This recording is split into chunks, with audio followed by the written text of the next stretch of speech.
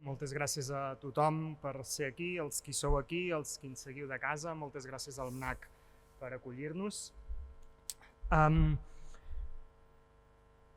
Abans de donar la paraula a la Cira, que és la directora de la Casa dels Clàssics i a més directora del festival, també i us explicarà més concretament el festival, jo el que faré serà presentar-vos el context d'on sorgeix aquest festival. El Festival Clàssics és un projecte de la Casa dels Clàssics. I la Casa dels Clàssics és un projecte que es va presentar en públic fa 2 anys, una mica més de 2 anys, es va presentar al setembre del 2018 a la Pedrera. És un projecte que sorgeix de la gairebé centenària col·lecció Bernat Metge, que neix d'aquesta col·lecció i neix amb la voluntat de vincular-se a les idees que van impulsar aquesta col·lecció. La col·lecció Bernat Metge, com sabeu, és la col·lecció, el projecte editorial viu més antic de Barcelona, de les lletres catalanes en general. És un projecte que es va fundar el 1922, molt marcat per les idees de l'intel·lectual mallorquí Joan Estelric. Joan Estelric, quan va crear aquest projecte, va insistir sobretot en la idea de ser ambiciosos, de crear una col·lecció que fos equiparable a les millors del món, d'aspirar a influir amb els clàssics en la cultura del seu temps, a participar en els debats del present i de convertir també Barcelona en un centre d'irradiació de la cultura clàssica. La Casa dels Clàssics, per tant, neix amb aquest llegat, de gairebé 100 anys. Venim de la convicció que la continuïtat és un valor.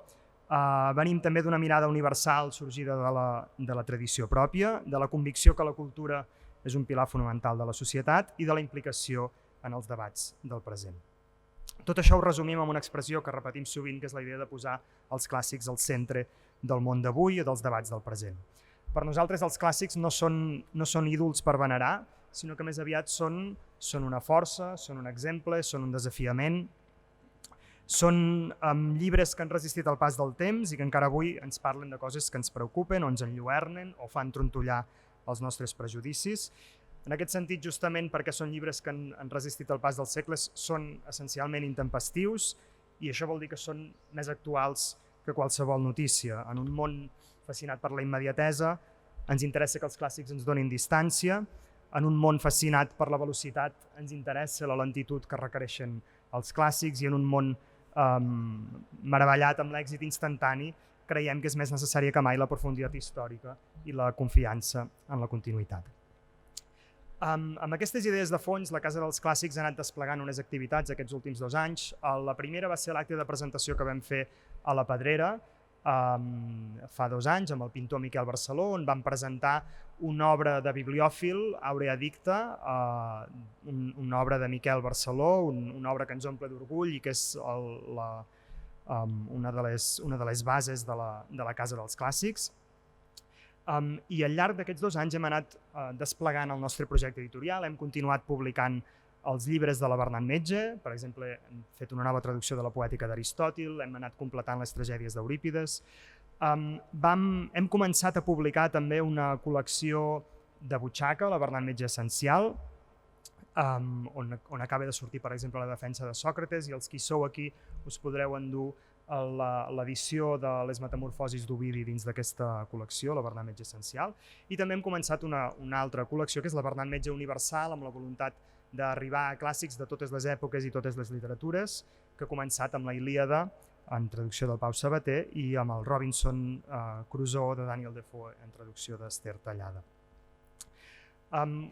Creiem que perquè una cultura sigui forta i lliure cal que hi hagi institucions que vetllin per la continuïtat, que ens posin davant els ulls les millors obres d'altres èpoques i que portin, com deia abans, profunditat històrica als debats. Nosaltres intentem fer això i justament perquè volem fer això no fem només una tasca d'edició de llibres, sinó que també despleguem un seguit d'activitats amb la idea de fer servir els clàssics per aprofundir en debats del present. El Festival Clàssics de fet és la més important d'aquestes activitats que fem des de la Casa dels Clàssics. Aquest any és molt especial, naturalment, molts de vosaltres ens esteu seguint des de casa, que és una cosa que difícilment ens hauríem imaginat uns quants mesos enrere.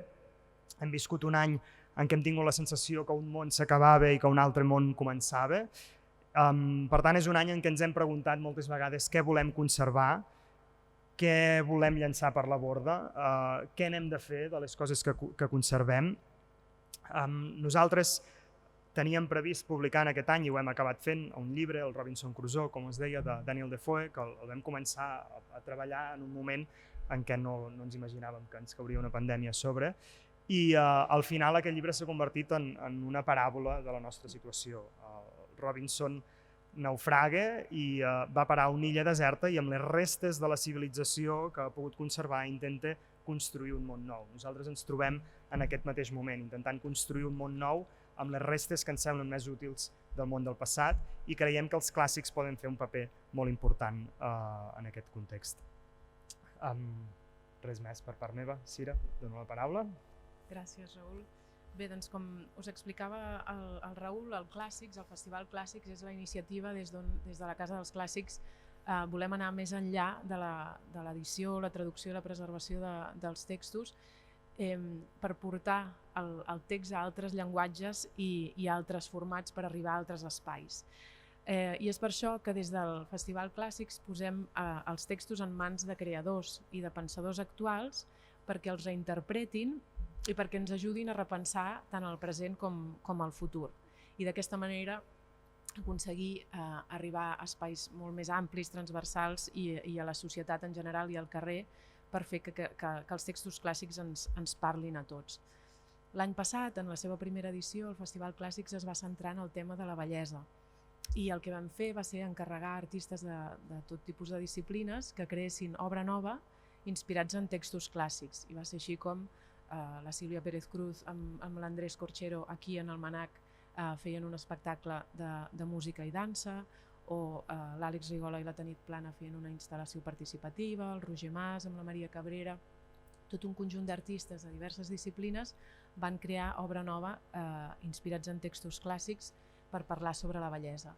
I a la vegada van buscar que cadascuna de les obres es pogués expressar des de l'espai que permetés fer-la brillar més, i és per això que vam presentar obra des d'aquí al Manac, des del Romea, des de la Biblioteca Nacional de Catalunya, el CCCB, i tot plegat va fer que més de 3.000 persones visitessin i poguessin gaudir dels continguts del festival. Enguany, com a tantes institucions, el context d'aquest tan estrany que estem vivint ens ha obligat a replantejar tant el format com el tema central del festival. I és d'aquest present estrany que sorgeix la idea del Reset, la idea d'un festival que, inspirat en textos clàssics que parlen de pandèmies, de catàstrofes, de nous mons, ens dediquem des del festival a preguntar-nos pel món que neix arran de la pandèmia. És a dir, Reset al final és la proposta de que tots plegats ens aturem i mirem enrere per veure com voldríem reiniciar aquest món. Des d'avui mateix, 16 de novembre fins al 20 de desembre, tindrà lloc aquesta segona edició del Clàssics, que és, com hem dit, festival d'arts contemporànies i pensament, i per tant tindrà un mes de durada, i de manera excepcional aquest any tots els continguts seran online i serà tot accessible i gratuït per tothom qui ho vulgui. La web, el festival, està estructurat en 3 etapes, en 3 dimensions: la dimensió del passat, del present i del futur. El passat el que presenta és un recorregut per textos clàssics i per una selecció d'obres d'art que ha fet el mateix Manac, que ens parlen de crisis, de pandèmies i de nous mons, i està estructurat en el que hem identificat com les 5 fases d'una pandèmia: la premonició, el cataclisme, les primeres reaccions, l'adaptació i el reset. En cadascuna d'aquestes 5 fases el visitant hi trobarà un recull de textos clàssics interpretats pels actors Pol López i Carlota Olsina, i així mateix un seguit d'obres d'art que tenen a veure amb cadascuna d'aquestes fases d'una pandèmia. És a dir, en el passat el que farem és un recorregut per una pandèmia que en realitat són totes les pandèmies, i d'aquesta manera connectem amb la tradició i amb la història i veiem com al llarg de la història l'ésser humà ja ha superat situacions com la que tenim ara, i d'aquesta manera ens podem identificar amb les reaccions i les vivències que ja hem tingut en altres moments de la història. En aquesta secció del passat hi trobareu textos com el poema de Gilgamesh, com textos de Tucídides, d'Ovidi, de Boccaccio, i textos més recents com poden ser de Camus, d'Orwell, o fins i tot el mecanoscrit del segon origen de Manel de Pedrolo. I a la vegada hi trobareu també la selecció de quadres que ha fet el MNAC, amb quadres des de Marià Fortuny a Lluís Rigal, Antoni Fabrés, Francesc Miralles, entre d'altres. Això seria la secció del passat. La secció del present el que fa és, utilitzant els textos clàssics, provocar a pensadors actuals com poden ser Gilles Lipovetsky, Rob Riemann, Ramin Jahanbegloo, entre d'altres, i també, això per una banda, que serà tot un conjunt d'entrevistes, i d'altra banda també en el present hi trobarem converses entre experts de tot tipus d'àmbits que tindran converses inspirades en textos clàssics per reflexionar sobre el present i el futur en àmbits com pot ser la salut, l'educació, l'habitatge, la tecnologia o la cultura. I aquestes converses que trobareu en la secció del present són converses entre, per exemple, persones com la Begoña Román i el Jordi Graupera, el Pepe Serra amb el Salvador Sunyer, el David Fernández amb la Yayo Herreros, la Maria Cisternes amb el Vicente Guallar. Tots ells, tant els entrevistats com les persones que presenten les converses, el que fan és reaccionar davant de cites de clàssics. És a dir, no hi ha mai una persona que condueixi aquesta conversa, sinó que és la pròpia tradició, són els propis textos clàssics els que van filant i provocant reaccions entre els entrevistats i les persones que participen en les converses. Hi haurà també una secció titulada La bellesa salvarà el món, on artistes com per exemple la Maria Arnal i el Joan Magraner ens parlaran de la música que els ha salvat en aquests temps de pandèmia, i així mateix hi haurà pel·lícules que porta Mediapro i Docs Barcelona, o fins i tot un canal de Filmin centrat en la idea de Reset.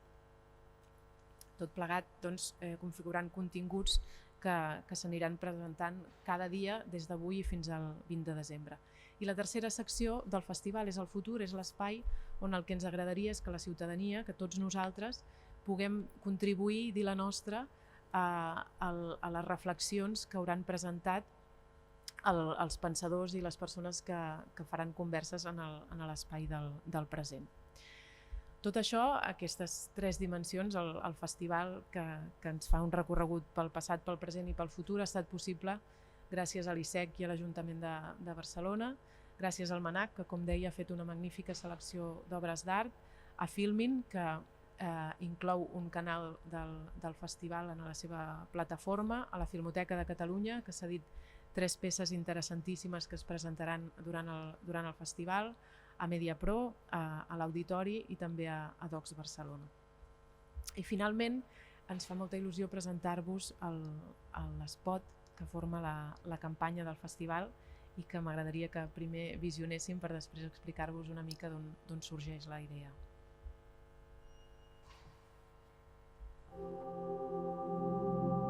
Tot el que hem fet es pot ensorrar en un instant,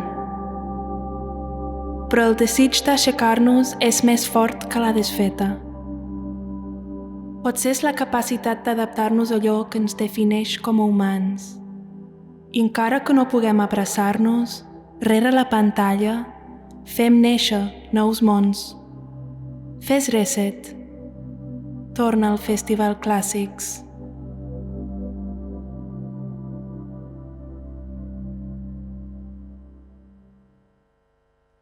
Com heu vist, el protagonista de la campanya del Reset ens hem inspirat en l'home de Vitruvi, renaixentista, i hem volgut posar l'ésser humà en el centre de la campanya perquè la pregunta que ens plantegem sobre el nou món que ve per nosaltres té en el centre l'ésser humà, però a la vegada hem volgut posar-hi aquesta figura andrògina i misteriosa que som nosaltres, i és a la vegada l'ésser del futur, que no sabem ben bé qui és ni com serà i que és un misteri per nosaltres mateixos, no? És, per tant, un Vitruvi modern que en aquest cas representa l'instint de renéixer després de la desfeta que hem viscut i que posa la mirada cap a un demà construït sobre les bases del que idealment hauríem d'haver après amb tot el que hem viscut. Un ésser misteriós, per tant, que som nosaltres i que ens interpel·la per fer tots junts un reset. I ara dono el pas al Pepe Serra, director del MNAC, perquè ens expliqui el paper que ha jugat el MNAC en el festival i una mica el quadre que tenim avui amb nosaltres. Gràcies, Pepe. Gràcies, Cira, gràcies, Raül. Gràcies a tots per estar aquí en línia. Molt ràpidament, també dir-vos que pel museu aquesta és una combinació perfecta. El museu porta molts anys qüestionant-se les seves pròpies fórmules, la seva pròpia manera de treballar, la naturalesa del lloc, el sentit del lloc, i aquesta mena de mestissatge que fem amb vosaltres i amb alguns altres ens convé molt. Jo quan veig el vostre festival que entra i surt gent de totes disciplines és el que hauria de passar al museu al final. Nosaltres fa temps que qüestionem això del gènere i la disciplina artística, creiem que la cosa va de creació i la creació és una cosa més complexa, més sofisticada. Per tant, sou molt benvinguts, estem molt còmodes. Quan vam fer aquí el de l'Àlex Rigola, per exemple, va ser molt interessant per nosaltres, molt, perquè no era ni una peça d'art ni una obra de teatre, era una cosa entremig, que és el que més ens interessa. Tot aquest marge, per tant, col·laborarem segur, les propostes que feu són molt estimulants. A mi m'han demanat que us comenti una mica aquesta obra, m'aixeco perquè serà més, no és que sigui una grandíssima obra d'art, però el tema va perfecte, perquè això és una peça que suposo que té relació amb el que passarà després meu. En realitat és una peça del taller de Rubens, però és una peça que està aquí en el museu en dipòsit de la col·lecció Thyssen, que la va comprar als anys 80. Això és una peça de 1626 o 23 segurament, i representa Sant Roc, que és el patró de la pesta, amb els apestats aquí baix. Jo crec que hi ha algunes coses interessants que lliguen i que la tria està ben feta. Penseu que la tria l'ha fet l'equip del museu, no l'he fet jo. La primera és que Rubens era un fan total dels clàssics. Això no sé si s'ha fet expressament, però Rubens té una frase com molt coneguda. Ell no diu clàssics, ell diu antiguos, però la versió que jo tinc en castellà és si es vol pintar bé, si es vol fer pintura perfecta, hay que comprender a los antiguos. I ella s'està referint sobretot a Grècia i Roma. També tenia una gran obsessió per Miguel Àngel, però Grècia i Roma era la seva font d'inspiració. Això és un encàrrec que li fan per un altar en una ciutat que està a prop de Brussel·les, que es diu Aalst, i és un altar perquè si viatgeu i heu viatjat per Europa, i aquí també n'hi ha moltíssimes esglésies dedicades a Sant Roc, perquè la pesta, entre el segle XIV i el segle XVII, va trinxar Europa i va matar milions de persones, i la devoció de Sant Roc és molt coneguda. Sant Roc és un sant que neix a Montpellier, que emmalalteix de pesta curant els malalts i beneint els malalts, i es retira a un bosc a morir, i en l'agonia un àngel li cura les ferides i Déu l'assenyala com patró dels apestats. Torna a la seva ciutat, després és empresonat i mort, i és un sant molt conegut, amb molta devoció. Sempre se'l representa, és aquest personatge d'aquí, amb aquesta túnica i un gos, perquè quan ell està retirat hi ha un gos que li porta menjar del seu amo. Aquí quasi no es veu perquè això és un esbós que el taller de Rubens fa per la peça original que encara està en aquesta església, però aquí teniu el gos. El moment d'aquesta peça és quan Crist l'assenyala, aquí hi ha un text que diu Eris in peste patronus, és a dir, seràs el patró dels apestats, i aquí teniu una muntanya d'apestats, esperant una mica la benedicció aquesta.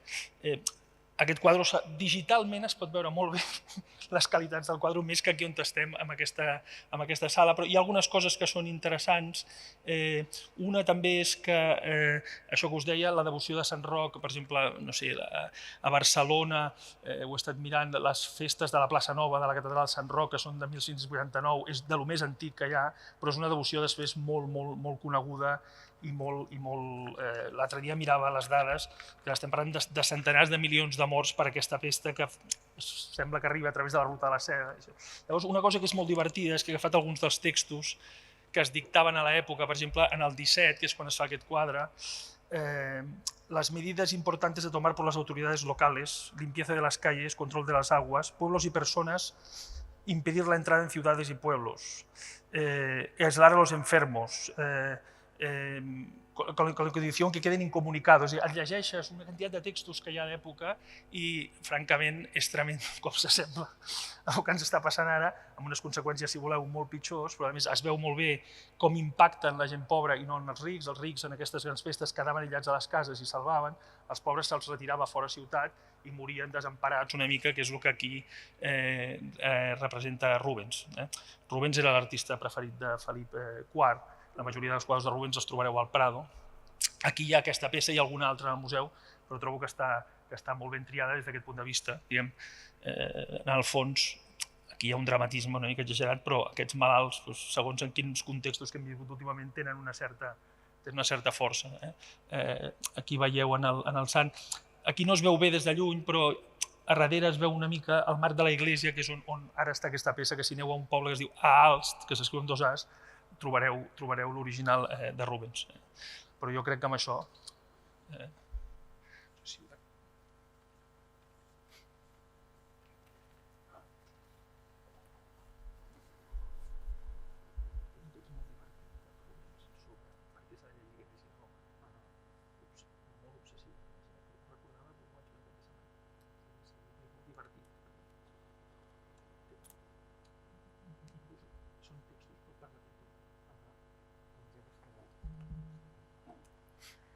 Ara seguirem fent un tast del festival.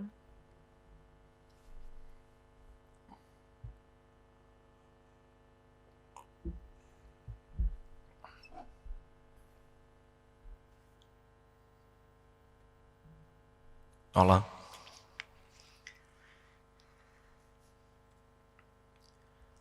Fa molt de temps que m'avergonyeixo, que em moro de vergonya d'haver estat tan bé, ni que fos remotament, ni que fos de bona fe un assassí.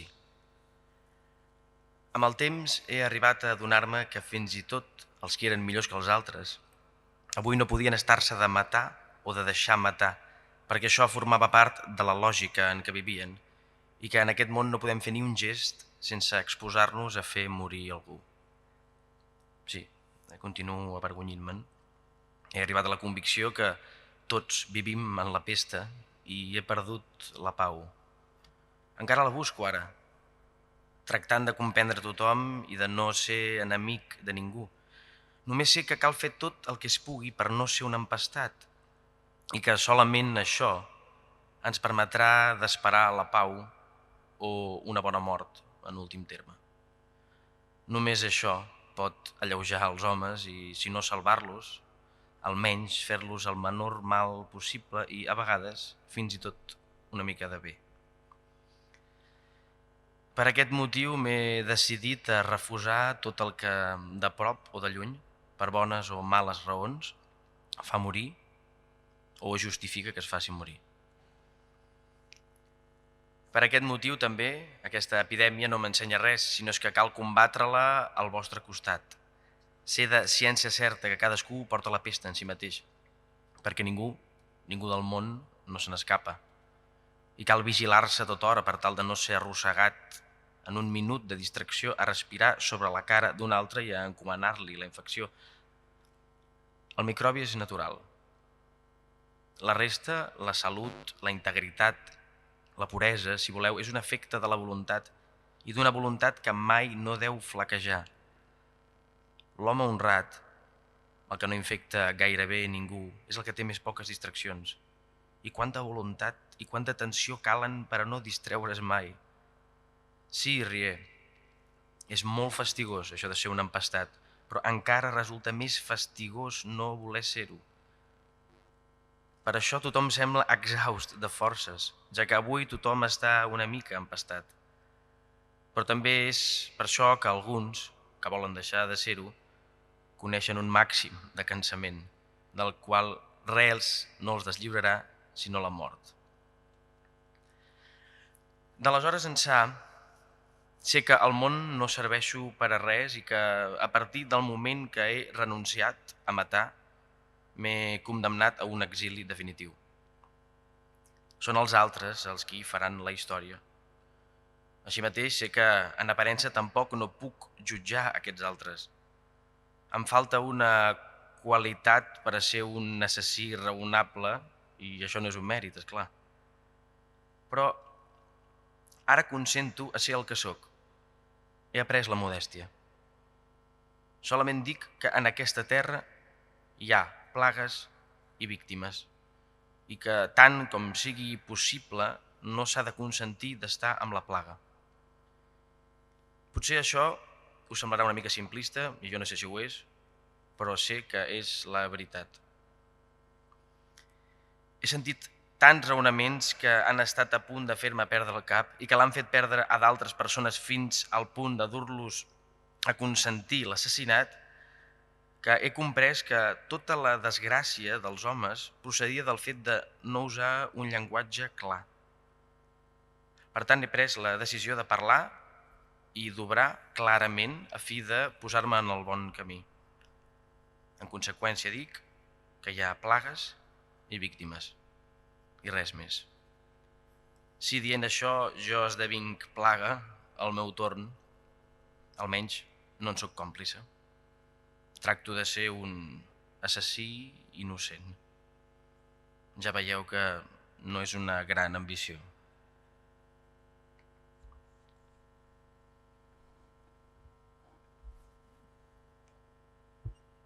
Molt bon dia, molt agraïda per poder compartir amb vosaltres aquestes reflexions i aquesta interpel·lació per el magnífic text de La pesta de l'Albert Camus. A veure, primer que m'agradaria compartir és que la pesta i el microbi i els virus són físics, però l'humà no només és mai físic, no és mai un cos, i que les ànimes, com els cossos, també moren de gana.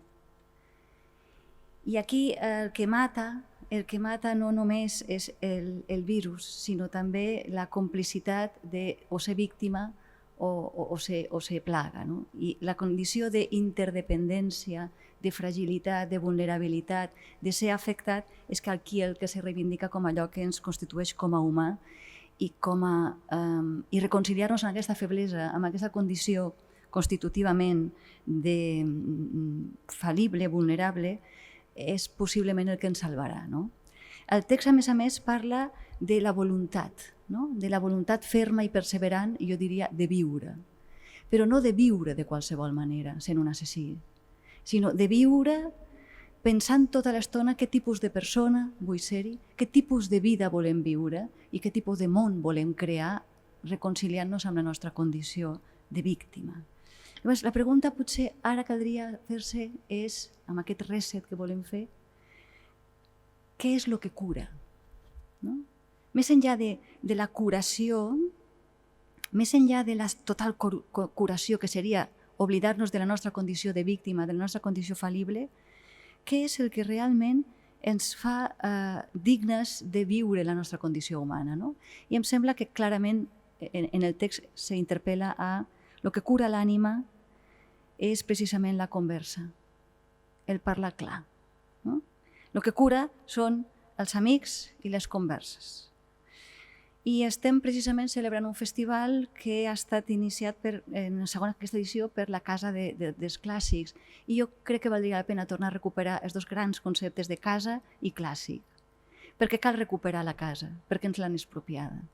La casa s'ha convertit en un lloc de feina, en un lloc de reclusió, en el que ni volent podem sortir, i hem de tornar a recuperar la casa com a interioritat, més que intimitat o privacitat, com el soliloqui interior per a poder tenir les converses amb un mateix i amb els grans que ens acompanyen, que són els clàssics. Ho ha dit molt bé el Raül ara, no? Els clàssics són aquells savis que han passat la garantia de qualitat més enllà de qualsevol etiqueta, que és el temps, i que permeten nous formats, noves edicions, noves traduccions, perquè la idea és continuar parlant clar i català. I això és lo interessant d'aquestes cases, que és d'acollida i que són aquesta cura de l'ànima en què ens parlen els savis que sempre hi han hagut i que ens interpel·len a revisitar-los i revisitem aquells que trobem a faltar. I descobrim el valor de les coses quan les estem perdent. I per això, aquests dies de reset val la pena recuperar, rellegir, llegir, gaudint els clàssics que ens han precedit i que s'han trobat amb altres pestes i altres plagues. No?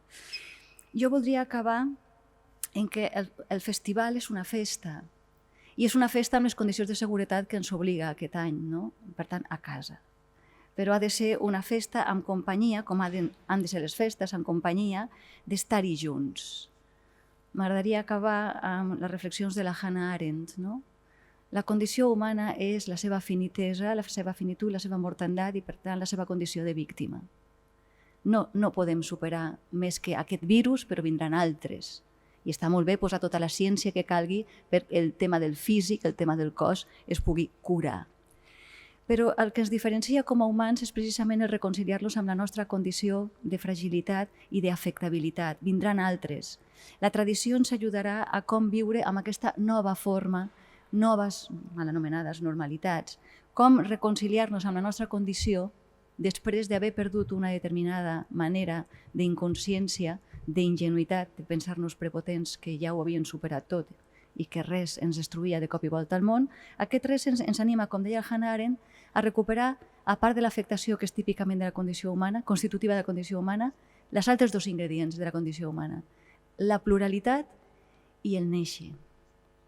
La pluralitat és deixar-se interpel·lar per la diferència, perquè les xarxes te garanteixen la polarització i la excessiva o diferència per d'allà posicionar-te en contra o l'excessiva proximitud per senzillament no haver de pensar i, per tant, lligar-te en aquestes pols. La pluralitat és la complexitat, és la diferència de deixar-te interpel·lar per un munt de veus, i això és el que aneu a trobar en aquest festival, que ens donarà la possibilitat de renéixer, de crear, precisament perquè coneixem la tradició. Perquè només podem saber que hi ha novetat quan precisament coneixem el que els clàssics ens han dit. Us animem, per tant, a fer aquest reset i a visitar totes aquestes converses que trobareu i aquests documentals perquè s'ha fet una magnífica feina. Moltes gràcies per la vostra confiança.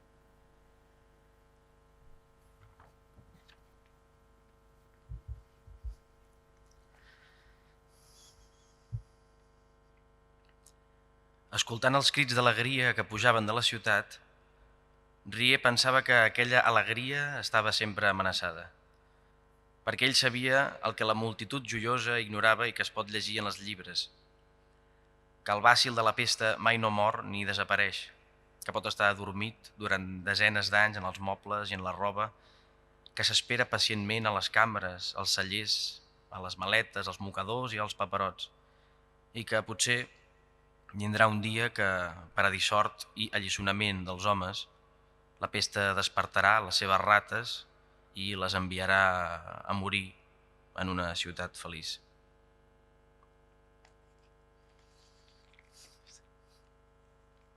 No, gràcies a vosaltres.